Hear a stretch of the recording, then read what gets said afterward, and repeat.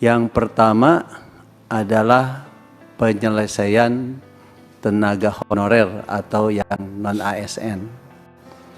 Yang kedua, masalah sistem merit yang berkaitan dengan jabatan manajerial dan fungsional. Yang ketiga, tadi juga sudah banyak disampaikan, masalah netralitas ASN. Nah, dari tiga hal itu, mohon maaf Pak Menteri, di sini saya enggak melihat di ruang lingkup ini yang secara khusus seperti apa penyelesaian tenaga honorer itu, tenaga BLUD yang ternyata tidak didata. Jadi bukan tidak ada STMJ barangkali Pak, karena memang tidak didata. Padahal mereka selalu bicara yang paling depan menghadapi ketika kena COVID masyarakat. Mereka yang paling depan di rumah sakit BLUD itu. Kemudian masalah Pol PP dan Damkar. Nah, jadi kami ingin ada ruang lingkup yang khusus penyelesaian masalah tenaga honorer itu nantinya. Yang kemudian saya juga belum jelas kriteria P3K penuh waktu dan P3K paruh waktu. Belum jelas itu seperti apa kriterianya, membedakannya seperti apa. Apakah nanti ada tenaga pendidik yang paruh waktu atau tenaga kesehatan yang paruh waktu atau bagaimana. Nah, kemudian yang berkaitan dengan tes P3K yang sekarang terjadi di daerah lah atau di kementerian juga terjadi. Apakah itu sudah ada instruksi secara khusus dari pemerintah, wabil khusus melalui Kemenpan RB, bahwa sudah boleh melakukan tes P3K begitu. Kalau kami kan berharap tes P3K ini diawali dari para honorer, atau karena tadi ada istilah paruh waktu dan penuh waktu, ya angkat dululah semua honorer ini menjadi menjadi P3K paruh waktu. Ya, diangkat dulu semua paruh waktu begitu Pak. Anggaran ya terserah kementerian dan daerah barangkali, karena mereka kan sudah ngangkat, sudah ada honornya. Nah, dari sana baru dilakukan tes dari P3K paruh waktu untuk menentukan mana yang penuh waktu dan mana yang bukan penuh waktu begitu. Mungkin ya segitu yang kami harapkan. Kemudian ya kami juga melihat bahwa masih banyak daerah yang memasukkan tenaga-tenaga honor ini untuk honornya itu masuk dalam belanja modal. Nah, ini perlu penertiban juga masalah penganggarannya Pak Menteri. Mungkin petunjuknya memang perlu cukup banyak di kementerian. Mudah-mudahan dengan begini tidak ada gejolak begitu, karena kan sekarang nanya-nanya betul sama seperti yang disampaikan Pak Junima tadi, Pak kami ada tes P3K, minta rekomendasi dan sebagainya. Saya bilang semua juga nanti diangkat jadi P3K sampai Desember 2024. Mungkin itu Pak yang pertama kaitan dengan P3K. P3K ini P3K guru di suatu sekolah, di mana sekolah tersebut ada regrouping. Ya.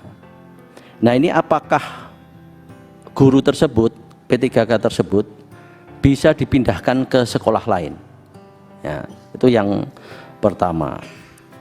Kemudian yang kedua, ini tentang penggajian single salary.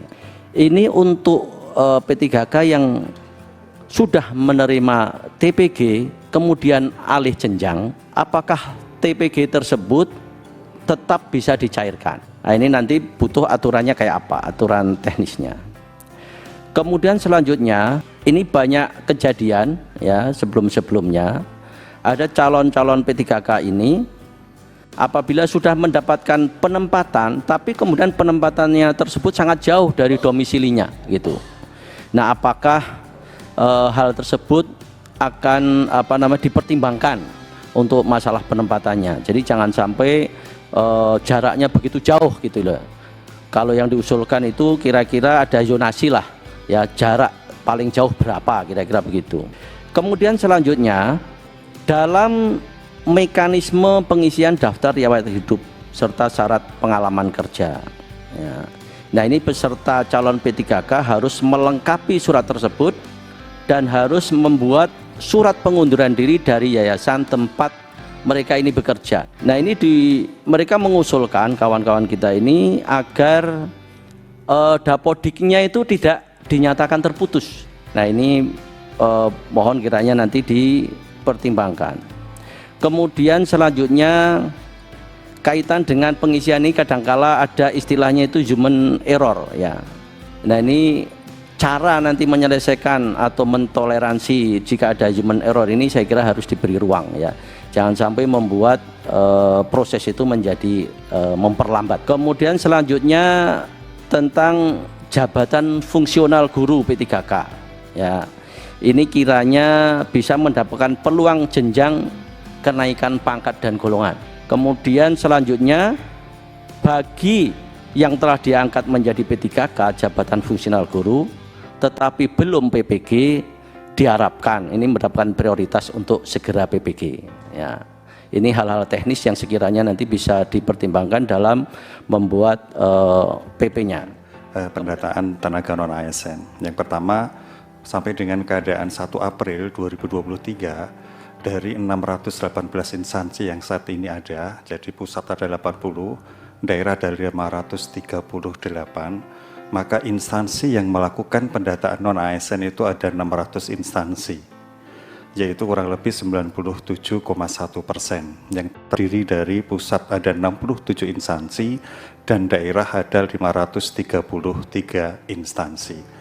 Kemudian dari 600 itu yang menyampaikan SPTJM ada 595 instansi atau 99,2% yang terdiri dari 66 instansi pusat dan 529 instansi daerah. Pak, saya mau tanya nih, ini pendidikan clear, guru, kesehatan.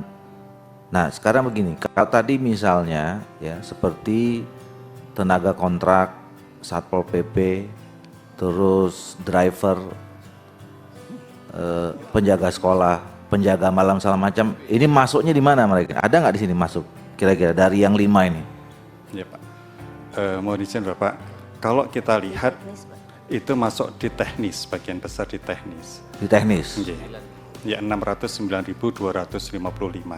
Nah kaitannya dengan Satpol PP misalnya, memang itu menurut undang-undangnya dia harus pegawai negeri sipil, sehingga dia tidak bisa diangkat menjadi P3K. Ini yang menjadi PR kita ke depan, ya. Pak.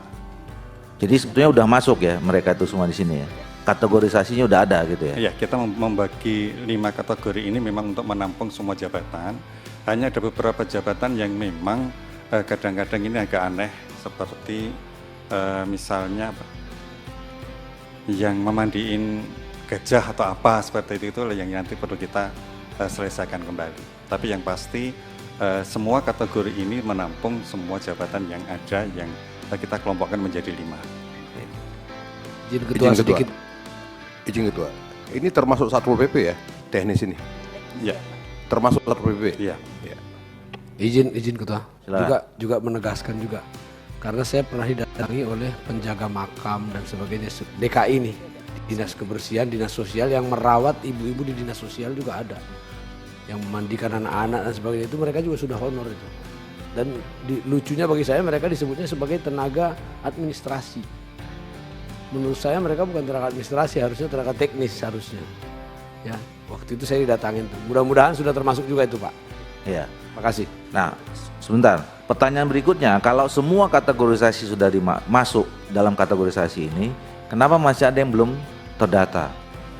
Jadi memang ada di kelompok instansi pemerintah itu ada PPNPN juga, Pak. PPNPN yang memang tidak termasuk di dalam pendataan di tenaga non ASN ini. Ya, jadi termasuk security misalnya, security cleaning service, kemudian driver dan sebagainya. Jadi semuanya memang di luar dari tenaga non ASN yang kita kategorikan dalam surat edaran Menpan. Ada SM Menpannya 1185. Kira-kira gitu. Nah, kami punya step Pak Ketua. Yang pertama 3 langkah kebijakan penataan non-ASN. 1 melalui Kemenpan Pan-RB 684/2003 tentang mekanisme seleksi P3K 80% dan 20% THK. Yang kedua, verifikasi dan validasi oleh BPKP dan BKN terhadap non-ASN yang telah terdata. Jika lolos, maka akan dialihkan statusnya menjadi P3K. Ya, P3K paruh waktu dan dimasuk ke dalam platform digital. Jadi ini dulu, sehingga dengan begitu janji kita benar, mereka kita masukkan di P3K paruh waktu, jika mereka benar. Nanti ini dengan platform digital, kira-kira ini. Kemudian step ketiga, jika ada kebutuhan dan anggaran, maka PPK yang paruh waktu akan diproseskan untuk mengisi formasi P3K penuh waktu melalui metode pemeringkatan kinerja. Ini, sehingga nanti seleksi yang rumit tadi bertahap, karena ini kan baru nih Pak. Seleksi ASN kan sudah diproses sejak undang-undang ini, belum ada yang sekarang. Jika lolos tuh maksudnya ada seleksi lagi atau tidak? Oh enggak, Enggak kan, jadi otomatis ya otomatis.